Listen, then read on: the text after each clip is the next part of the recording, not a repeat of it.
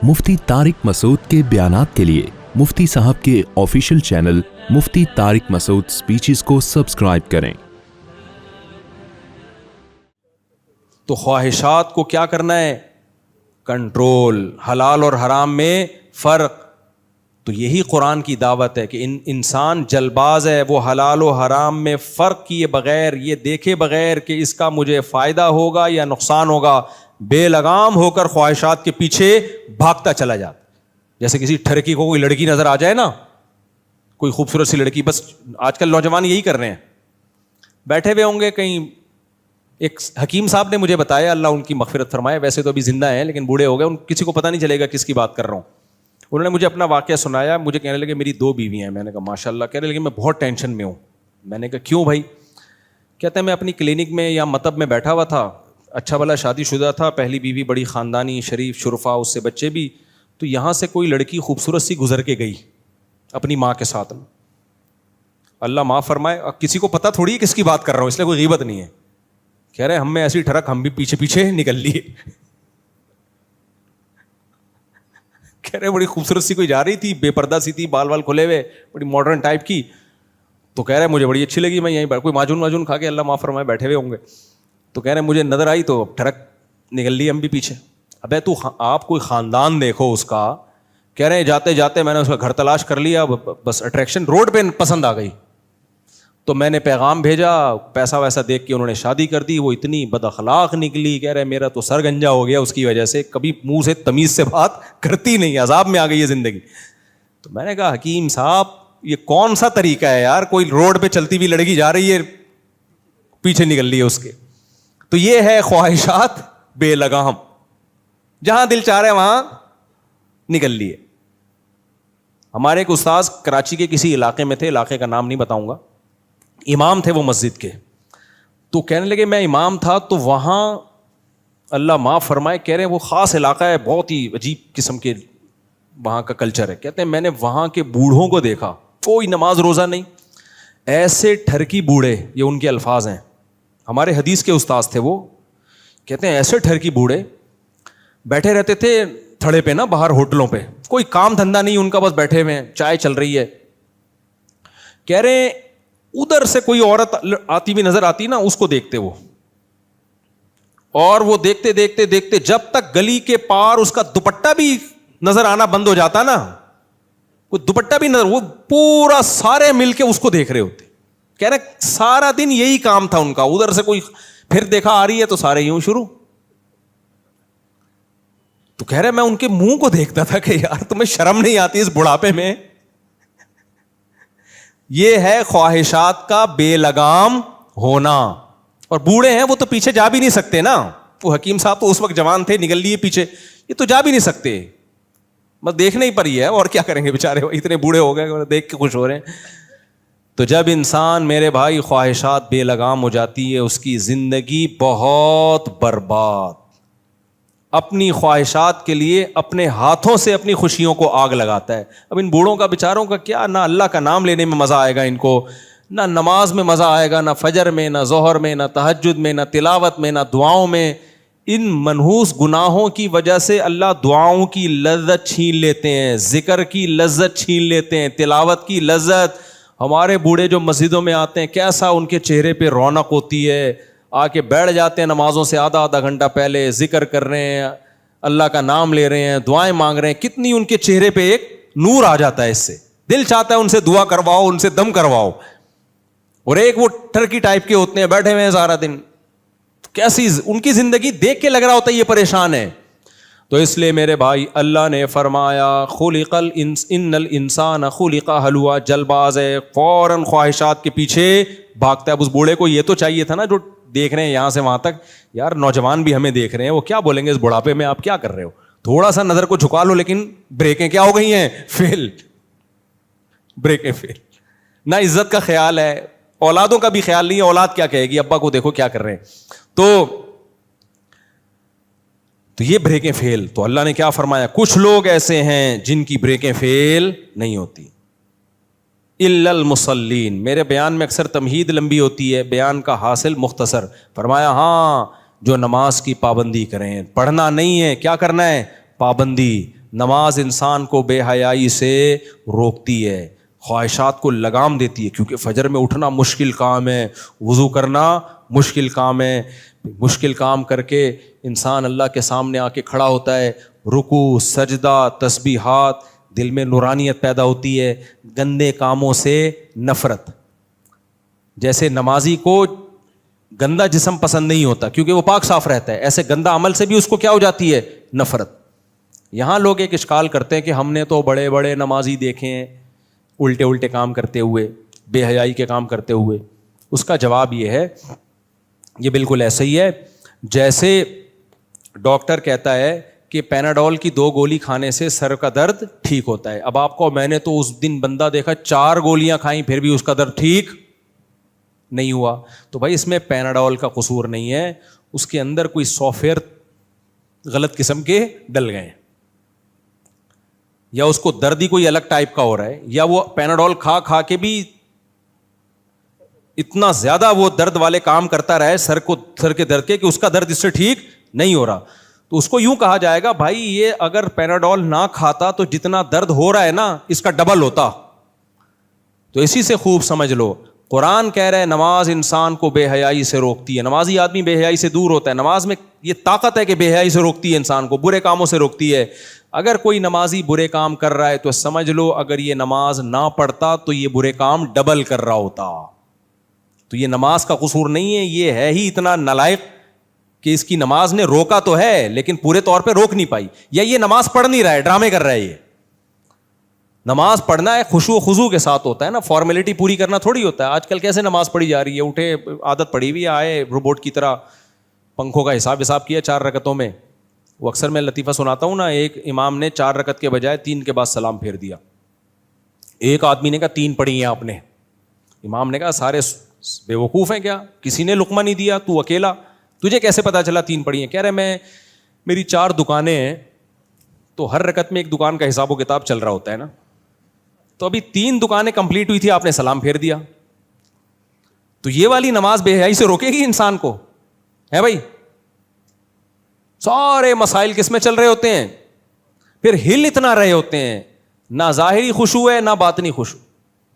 ہمارے حضرت مفتی رشید احمد صاحب رحمہ اللہ تعالی نماز میں ہلنے پر اتنا ناراض ہوتے تھے, فرماتے تھے ویسے صحیح کھڑے ہوگا, یہ بالکل آرام سے نا صف میں ایسے تمیز سے بیٹھا ہوا ہوگا, جب اقامت ہو رہی ہے پھر بھی تمیز سے کھڑا ہوگا, نہ کہیں کھجلی ہو رہی ہے اس کو, نہ کہیں خارش ہو رہی ہے, کچھ بھی نہیں ہو رہا, نہ اس کے ساتھ والے کو کچھ خارش وارش ہو رہی ہے, دونوں آرام سے. جیسے ہی نیت باندھی, کبھی یہاں کو جا رہا ہے, دیکھا ہوگا آپ لوگوں نے, کبھی یوں شروع ہو جائے گا, کبھی ناک میں انگلیاں گھما پھر مطالعہ بھی کر رہا ہے کیا نکلا اس میں سے, رپورٹ طلب کر رہا ہے کہ یہ رپورٹ آئی بھی ہے کہ یہ ہوائی بس گھمایا ہے, کبھی یوں ہل رہا ہے, کبھی یوں ہل رہا ہے, کبھی کیا کر رہا ہے. تو یہ کیا ہے بھائی؟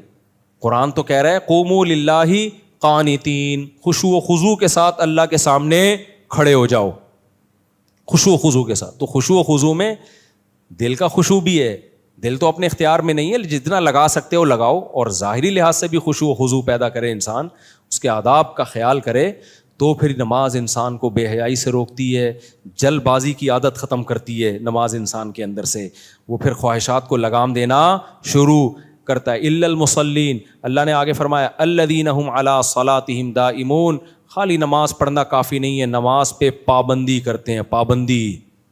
پابندی کرنا آسان کام نہیں ہے. دیکھو قرآن نے کسی گناہ کے بارے میں نہیں کہا کہ بہت مشکل ہے, نماز کے بارے میں اللہ نے کہا انہا لکبیرۃ الا علی الخاشعین, یہ بہت مشکل کام ہے سوائے ان لوگوں پہ جن کے دلوں میں اللہ کا خوف ہے. تو اللہ نے خود مانا ہے پڑھنا مشکل نہیں ہے, پڑھتے رہنا کہ کبھی بھی زندگی میں قضا نہ ہو, یہ مشکل کام ہے. تو یہ مشکل کی جس کو توفیق مل جائے وہ بہت بڑا کامیاب ہے. ہمارے ایک ہندوستان سے رشتہ دار آئے تھے, ہم جو میری عمر 10-12 سال تھی, تو میں نے کئی بار یہ پہلے بھی بیان میں واقعہ سنایا, یہ میں صرف موٹیویشن کے لیے سناتا ہوں کہ بھائی ایسی نماز ہونی چاہیے. نمازی آدمی کو ہر وقت فکر ہوتی ہے, جو آرام سے بیٹھا ہوا ہے نا, پڑا ہوا ہے آرام سے, گھڑی نہیں دیکھ رہا بار بار, اس کا مطلب وہ نمازی نہیں ہے. نمازی جہاں بھی جائے گا نا بار بار گھڑی دیکھے گا, یار نماز میں ٹائم کتنا ہے, قریب میں کوئی مسجد ہے تو جماعت ہونے والی ہے کہ نہیں ہونے والی. دیکھو میرے لیے اب مشکل ہو گیا ہے, میں کہیں سفر میں جاتا ہوں, پہلے میں اس کا اہتمام کرتا تھا جماعت ہونے والی ہے کہیں قریب, کیونکہ سفر میں بھی اگر قریب میں مسجد ہے تو جماعت سے نماز پڑھنی پڑے گی آپ کو, اگر قریب میں مسجد ہے.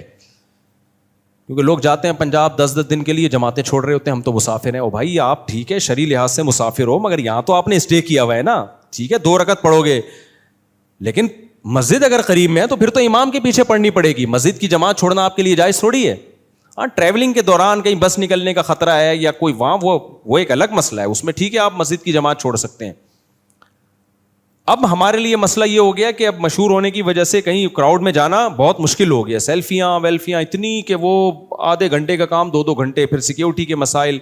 تو اب میں بعض دفعہ نہیں جاتا مسجد میں, کہیں جا رہا ہوتا ہوں یار گھر پہ پڑھ لیں گے یا راستے میں پڑھ لیں گے. لیکن مسئلہ شرعن یہی ہے کہ نمازی آدمی ہر وقت کیا کرے گا, تھوڑی تھوڑی بات گھڑی دیکھے گا, یار نماز کا ٹائم تو نہیں ہو گیا. تو میں وہ واقعہ سنا رہا تھا, ہمارے ایک رشتے دار آئے انڈیا سے, میری عمر 10-12 سال تھی اس وقت, ان کی عمر تھی 70 سال. تو ہم سب گھر والے ان کو لے کر گئے کلفٹن گھمانے کے لیے. چلو جی آپ کو کیا دکھاتے ہیں ہم, کلفٹن. اچھا ہم نے اپنی دادی سے اور اپنے والد وغیرہ سے سنا کہ ان کی زندگی میں کبھی نماز قضا نہیں ہوئی. 70 سال کا بندہ اور بالغ ہونے سے لے کے اب تک کبھی نماز قضا نہیں ہوئی. یہ نہیں کہ ذمے میں نہیں ہے, قضا ہی نہیں ہوئی. کتنا اہتمام کیا ہوگا بھائی. تو میں نے کہا یار یہ ایسا کیسے ہو سکتا ہے, بعض دفعہ سوتے میں نکل جاتی ہے, بعض دفعہ بھول گیا انسان, کوئی کام میں مشغول ہو گیا. حدیث میں آتا ہے لیس فی النوم تفریط, کسی کی آنکھ ہی نہیں کھلی تو اس کو گناہ نہیں ملے گا. اس نے انتظام کیا تھا اٹھنے کا لیکن نہیں کھلی تو وہ تو معذور ہے نا. تو یہ تو ہو سکتا ہے, لیکن کتنا اہتمام کیا ہوگا ایک بندے نے کہ کبھی سوتے میں بھی نہیں ہوئی قضا. یعنی ایسا ان کا سونے جاگنے کا پورا اہتمام تھا. خیر جب ہم ان کو تفریح پہ لے کر گئے نا, تو ان کا جو ہم نے عمل دیکھا اس سے مجھے یقین ہو گیا کہ ان کے بارے میں جو رپورٹ ہے وہ غلط نہیں ہے. بھائی ہم ان کو جھولوں میں لے کے, وہ 70 سال کے جھولے کیا جھولتے, لیکن جو بھی ان کے حساب کے جھولے تھے یا جو بھی ان کو دکھانا تھا, بار بار بھائی مغرب کا ٹائم ہو گیا, سورج غروب ہو گیا, بار بار. ابے ہم نے کہا بھائی یہ تو کسی تفریح میں دلچسپی نہیں لے رہے, ان کو تو بس اس سے مغرب کا ٹائم ہو گیا, ظہر کا ٹائم ہو گیا, عصر کا ٹائم ہو گیا, عشاء کا ٹائم ہو گیا. میں نے کہا بھائی واقعی یہ کیا ہے, واقعی یہ نمازی ہیں. آج کل نمازی لوگ بیمار ہوئے, نمازیں چھوڑ دیں, کوئی وضو کرانے والا نہیں ہے, بار بار کپڑے چینج کرنا بہت ٹینشن ہے. ایکچولی اب دیکھیں کیسے, ایسے تو عجیب عجیب سے اسٹائل ہوتے ہیں لوگوں کے. جہازوں میں بیٹھے ہیں, پڑے سو رہے ہیں, فجر کا ٹائم گزر گیا, ظہر کا ٹائم. ابے بھائی جہاز ہے, سفر ہے, اور کچھ پڑھ رہے ہوتے ہیں لیٹے لیٹے پڑھ رہے ہوتے ہیں. ابے بھائی یہ لیٹے لیٹے تو اس کے لیے ہے جو کھڑے ہو کے نہ پڑھ سکے وہ بیٹھ کے پڑھے. جدھر منہ ہے ادھر منہ اٹھا کے پڑھ رہے ہیں نماز. تو قبلہ اللہ نے ایسے ہی بنا دیا. نفل نماز آپ سنتیں جہاں منہ ہو سفر میں پڑھ سکتے ہیں, سواری پہ, لیکن فرض نماز تو آپ کو قبلے کی طرف رخ کرنا پڑے گا. کہتے ہیں ہمیں جہاز میں کہاں سے پتہ چلے گا. بھائی ایئر ہوسٹس سے پوچھ لو یار, ویسے تو چائے منگوا رہے ہو ایئر ہوسٹس سے, اس وقت شرم نہیں آ رہی, یہ نہیں سوچ رہے کہ نامحرم ہے. کولڈ ڈرنک منگوا رہے ہو, کھانا منگوا رہے ہو, تو منہ سے پھوٹ لو, پوچھ لو کہ جی قبلہ کس طرف ہے. اکثر ایئر ہوسٹس بتا دیتی ہے, ان کو نیویگیشن ہوتا ہے نا, ان کے پاس سب پتہ ہوتا ہے. نہیں تو وہاں LED لگی ہوئی ہوتی ہیں, بہت کچھ ذرائع ہیں. اگر انسان چاہے نا کہ میری نماز قضا نہ ہو تو بہت سارے طریقے ہیں, لیکن ہم چاہتے ہی نہیں ہیں. بسوں میں بیٹھے ہوں گے مستڈے بنے, پیشاب آ رہا ہوگا تو بس باپ بھی رکوائے گا. نماز قضا ہونے والی ہے, پھر کہتے ہیں یار ایکچولی ہم نے ڈرائیور کو کہا تو اب روک نہیں رہا تو کیا کریں. بھائی جان ایسے شرافت کا دور ہے ہی نہیں, آپ ایسے رکواؤ جیسے آپ کو بہت زور کا آ رہا ہے, ٹھیک ہے نا. پھر آپ یہ کہتے کہ ایکچولی اب ڈرائیور روک نہیں رہا تو چلو شلوار ہی ٹھیک ہے فی الحال. وہاں تھوڑی ایسا ہوتا ہے. تو پھر بھی نہ روکے, آپ نے پورا فورس کر لیا, پھر سیٹ پہ بیٹھے بیٹھے پڑھو, معاف پھر بھی نہیں ہے, لیکن پھر اس کو نیچے اتر کے لوٹا لو. تو نماز اس طرح سے ہوگی تو میرے بھائی پھر وہ آپ کو برائی سے روکے گی. کوئی کام کنٹینیوسلی پابندی سے کیا جائے. الذین هم علی صلاتہم دائمون. آگے پھر اگلی آیت ہے, اس پر میں نے پچھلے ہفتے بھی بیان کیا تھا لیکن چلو دوبارہ ہو گیا. تو نماز کی بہت شدید پابندی کی ضرورت ہے. تو انسان کو انسان کا بچہ بنانے کے لیے بھائی بے لگام نہیں چھوڑا جائے گا, اس کو اپنے اندر کچھ تبدیلی. اور میں آپ کو گارنٹی سے کہہ دوں, دیندار بننے کا خدا کی قسم لا الہ الا اللہ, آخرت میں فائدہ بعد میں ہے, دنیا جنت بنتی ہے. بہت مزے کی زندگی ہوتی ہے کس کی, جو اللہ والے ہوتے ہیں. بہت مزے کی زندگی ہوتی ہے ان کو, خامخواہ کی ٹینشن والی چیزوں سے ٹینشن ہوتی ہے. آج کل لوگوں کو بغیر ٹینشن والی چیزوں سے ٹینشنیں ہو رہی ہیں. کوئی ٹینشن کی چیز ہو تو یار کوئی سمجھ میں آتا ہے. خام خواہ کی ٹینشنیں ہیں. بحریہ ٹاؤن پھر اوپر جانا شروع ہو گیا, کاش میں خرید لیتا. ابے تیرا آٹا دال چل رہا ہے میرے بھائی, یہ ٹینشن کی چیز تھوڑی ہے یار. وہ امریکہ نکل گیا, ہم وہیں کے وہیں ہیں, پتہ نہیں کیا کیا لوگوں کے مسائل ہیں. چھوٹی چھوٹی چیزیں دیکھو, جب آپ دیندار بن جاؤ گے آپ کا ظرف اتنا بڑا ہوگا, آپ کہو گے مجھے اگر 2 وقت کی روٹی مل رہی ہے, سر چھپانے کی جگہ ہے اور جسم کسی بڑی بیماری سے محفوظ ہے, تو مجھ سے زیادہ عیاش دنیا میں کوئی نہیں ہے. حالانکہ اتنا ملتا نہیں, اس سے 10 گنا زیادہ ملتا ہے. تو آپ کی ضرورت آپ کے ذہن میں آئی اتنی ہے, مل 10 گنا زیادہ رہے تو بہت زیادہ خوش ہوگے کہ نہیں ہوگے. اور اگر دنیا کو اصل بنا لیا, اللہ کو اسلام کو زندگی سے نکال دیا, تو پھر آپ کی سوچ یہ ہوگی جتنا بھی آ گیا نا وہ کیا ہے, کم ہے. اپنی بیوی بھی اچھی نہیں لگے گی آپ کو, بولے کہ یار وہ بھابھی اس کی وہ دیکھو کیسی ہے, اس کی کیسی ہے, یہ کیا ہے یار. اسی میں میرے پاس آ رہے ہوتے ہیں لوگ, گھٹ گھٹ کے مر رہے ہوتے ہیں. میں کہتا ہوں ان کو سوچو جن کے پاس جو کما رہے ہیں, جن کو کوئی 40 سالیں عمریں ہو گئی, کوئی لفٹ کرانے کے لیے تیار نہیں, تو خوش ہو جاؤ, تمہیں مل تو گئی نا. تو دنیا کی محبت ہر ٹینشن کی جڑ ہے, اور دنیا کی محبت دل سے نکل گئی تو ہر خوشیوں کی جڑ پیدا ہو گئی, بیس پیدا ہو گئی آپ کے اندر. اللہ تعالیٰ سمجھنے کی, عمل کی توفیق عطا فرمائے.